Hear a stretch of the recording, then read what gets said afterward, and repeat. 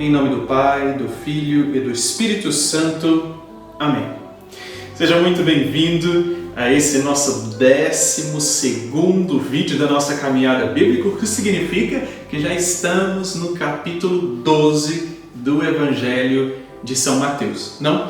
Começamos no vídeo anterior o capítulo 11 que adentra o grupo de capítulos que nós chamamos de Sermão das Parábolas, capítulo 11, capítulo 12, até quase o término do capítulo 13, nós vamos então estar nesse meio.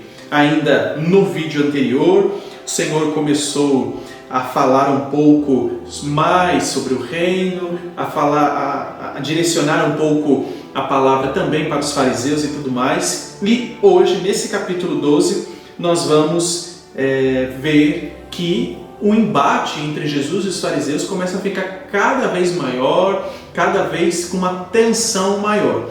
Nós vamos acompanhar algumas situações muito específicas em que a gente vê que o Senhor já é colocado à prova nesse sentido, não? Mas nós vamos conseguir acompanhar isso juntos. Portanto, pegue sua Bíblia aí e vamos então entender o capítulo 12, para que depois então a gente possa rezar uma parte dele, pegar uma parte dele e rezarmos juntos, tá bom? Muito bem, o capítulo 12 já começa com o problema do sábado, né? Que não, no sábado, para eles, para os fariseus, para o povo judeu, não pode trabalhar, não pode fazer praticamente nada, até para se caminhar e tudo mais, tem limite de distância, de passo e tudo mais. O sábado é um elemento muito rígido para eles. Portanto, a gente começa a ver já no versículo 1 até também no versículo 9 e tudo mais, esse problema do sábado. Não? Do versículo 1 até o versículo 8, o Senhor fala para os discípulos pegarem algumas espigas para comer, porque eles estão com fome, e o acusam: olha, seus discípulos estão trabalhando em dia de sábado. E ele então fala que ele quer misericórdia e não sacrifício. Esse é o primeiro detalhe, não? Que o Senhor vai falar sobre o sábado. Ele continua sobre essa questão a partir do versículo 9 até o versículo 14, porque o Senhor cura um homem de mão seca no sábado. E ele vai falar: se vocês salvam a ovelha, ele vai usar esse animal, se vocês salvam a ovelha, que pode estar passando por um perigo, e o ser humano? Não? Ele vai até dizer aqui em São Mateus, ele vai dizer assim no versículo 12: ora, o ser humano vale muito mais do que uma ovelha.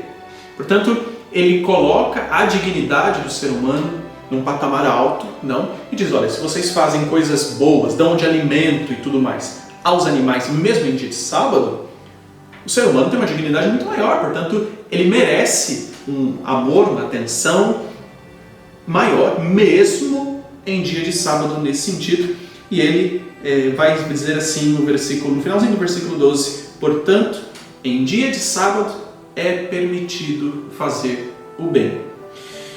Depois, a partir do versículo 15, já vem Mateus novamente dando a Jesus Cristo aquele elemento do Antigo Testamento para corroborar, confirmar que Jesus Cristo é o enviado do Senhor, e vai dizer assim no versículo 16: adverti-os, no entanto, para que não dissessem quem ele era. Ele faz os milagres e diz para não dizer. E ele vai dizer assim, se confirma o que dizia o profeta Isaías: eis o meu servo que escolhi, o meu amado, no qual está meu agrado, sobre ele porei o meu espírito, e ele anunciará às nações o julgamento. Ele não discutirá, nem gritará, nas praças ninguém ouvirá sua voz, não quebrará o caniço rachado, não apagará a mecha que fumega, até que faça o julgamento triunfar.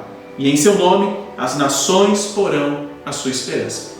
Repito, é novamente Mateus fazendo esse exercício de mostrar que Jesus é o prometido de Israel, que cumpre a lei de uma maneira plena e que então está aqui para nos dar um caminho. Não?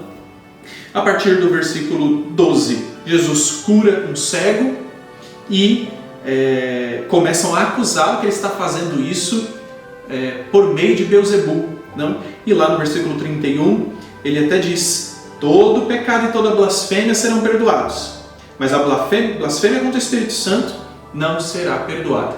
no sentido de saber que é Deus quem faz, mas blasfemar, dizer que não é Deus, acusar que é do demônio, acusar que por assim dizer, é o inimigo quem faz, e não é Deus quem está agindo, não é um sinal de Deus, enfim.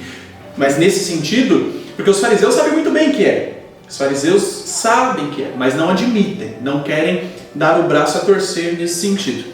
No versículo 33, nós temos a árvore e os frutos. Se a árvore for boa, o fruto será bom. Se a árvore for má, o fruto será mau. A partir do versículo 38, ele vai falar sobre o profeta Jonas, não? Dizendo que nenhum sinal será dado, a não ser o sinal já dado por Jonas, porque agora os escribas e os fariseus querem mestre, queremos ver um sinal de sua parte.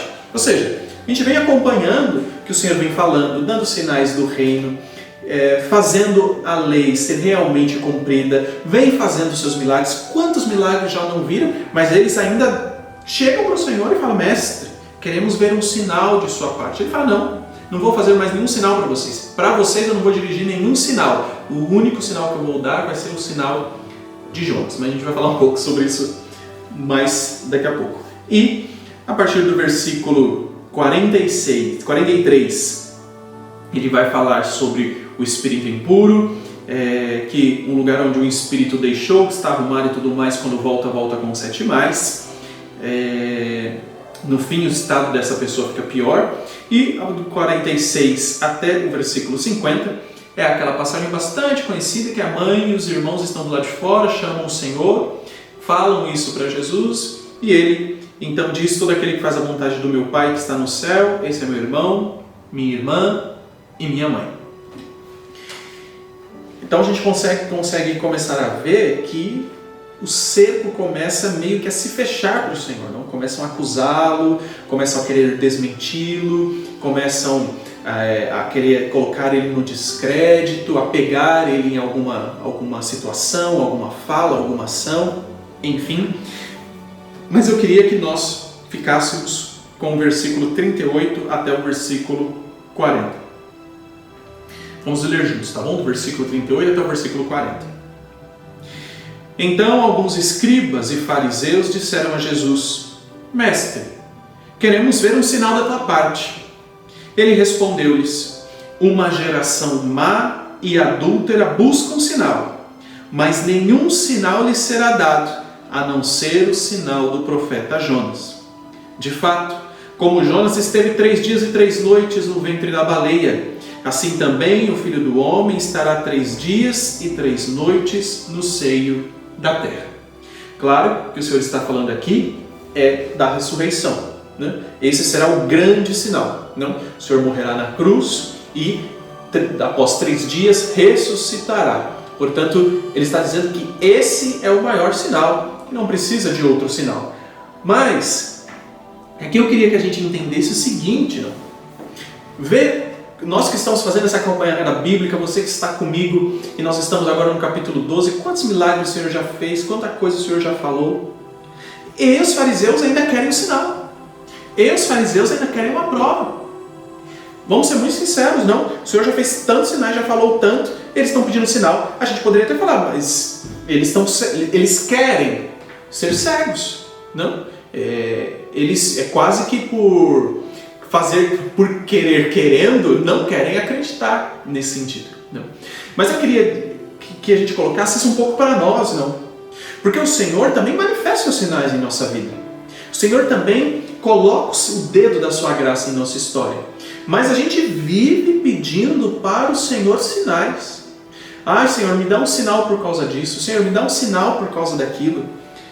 A gente precisa entender que uma fé madura em Cristo não é que Deus não manifeste os seus sinais. Não é isso. Não é isso que eu estou querendo dizer. Porque Deus realmente opera e desce até a nossa história, se revela em nossa vida e, claro, se revela através dos seus sinais, do seu mover na nossa vida, do seu dedo de graça que vai entrando na nossa história. Mas o que eu queria dizer é que o crer em Jesus Cristo não pode ser para nós uma prova real do sinal. O que eu quero dizer, olha, eu só vou acreditar se eu tiver um sinal. Mas você já não crê? O Senhor Ele já não é o seu Senhor? Não? Você já não entendeu que Ele é Deus, que Ele está próximo, que Ele cuida, que Ele zela? Já não entendemos, até nos versículos anteriores, que o Senhor nos ajuda a carregar a cruz, que nós podemos nele descansar e tudo mais. O Senhor já não nos provou, já nos falou sobre isso. Portanto, para que ficar exigindo o fato de crer partindo de um sinal? Porque para eu crer, não, Senhor, para que isso aconteça, para que seja assim, para que seja assado, me dê um sinal.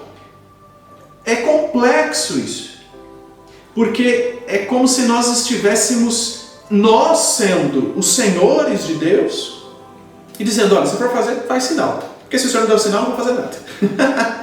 Se for para eu ir, se for para fazer o bem, se for para fazer o certo, se for para fazer o que é justo, se for para eu ser melhor, me dê um sinal. Mas não entendeu que esse é o caminho, independentemente do sinal? Uma coisa é pedir a Deus discernimento, mas de fato, muitas das vezes o Senhor vai nos dando a graça do discernimento através da história, não necessariamente através de um sinal, como se um raio tivesse que cair aqui agora para que eu tomasse uma decisão. Não, não. O Senhor vai manifestando os seus sinais, e aquele que reza, que olha para a história, que crê no Senhor, que se aproxima dele, vai olhando para a história e vai encontrando esse caminho que o Senhor vai direcionando. Não? São sinais também? Claro que são sinais, mas eu não posso exigir que uma atitude minha aconteça por causa de um sinal. Nós precisamos ter isso muito bem entendido, porque e se o sinal não vier? Será que realmente não era a vontade de Deus? Mas e se for bom? E se for justo? O fato de ser bom e de ser justo já não é um sinal por si só? Eu preciso ainda de um sinal anterior para ser melhor, para fazer o que precisa ser feito? É bom, se é bom, é justo, é verdadeiro, não prejudica ninguém. Por que pedir um sinal? Eu vou lá e faço a ação da verdade, da justiça na minha vida. Portanto, entendamos, sinais acontecem. O Senhor se manifesta na nossa vida, mas isso não pode ser o elemento de regra para que ações de conversão, de ações melhores em nossa vida aconteçam. Não? Portanto, que possamos olhar para a nossa vida, não? Olhar para a nossa vida para que realmente nós creiamos no Senhor da maneira que nós precisamos crer, e que possamos então, crendo nele, entrar no caminho dele, que é um caminho de verdade, que é um caminho de justiça, que é um caminho de bondade. Muito bom, estamos terminando mais esse vídeo. Não deixe de curtir, comentar esse vídeo, colocar para as outras pessoas, enfim. Estamos aqui terminando esse 12º capítulo. Se tiver alguma outra coisa, não deixe de ler, não deixe de pontuar, não deixe de escrever, não deixe de marcar na sua Bíblia, não. Faça esse exercício para que você aos poucos vá aprendendo a lidar melhor com a palavra de Deus e a rezar, claro, também a palavra do Senhor no seu dia a dia. Que Deus abençoe você. Em nome do Pai, do Filho e do Espírito Santo. Amém.